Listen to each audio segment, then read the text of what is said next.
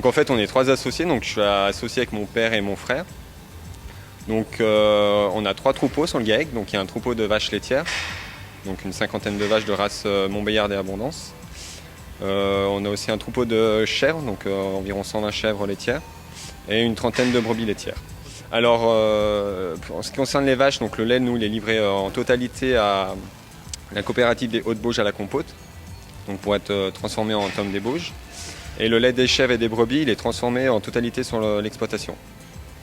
Donc ça va être une gamme assez large de fromages, donc ça va aller de la tome, toute une gamme de lactiques, donc de crottins, d'aromatisés, des yaourts, des faisselles et, voilà, et des feuilletés. Avec le confinement, nous on a dû baisser la production laitière des vaches de 20%. Donc on a vendu des vaches pour pouvoir baisser la quantité de lait. Et après, on a engraissé tous nos veaux. Donc, au lieu de les vendre à 15 jours, on les a engraissés pour ensuite les vendre en caissettes de viande. Et après, sur l'atelier de chèvres et des brebis, donc on a une baisse des ventes, donc notamment tout ce qui est vente directe et vente avec les coopératives.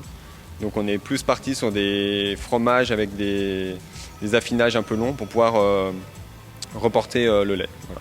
Maintenant, depuis la fin du confinement, donc les ventes sont reparties à la hausse. Du coup, avec le week-end, il y a beaucoup de gens qui viennent se promener sur le massif.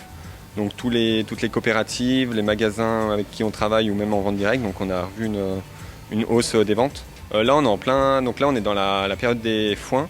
Donc là, on va finir les foins, donc c'est la première coupe, et on attaque la seconde coupe, donc le regain.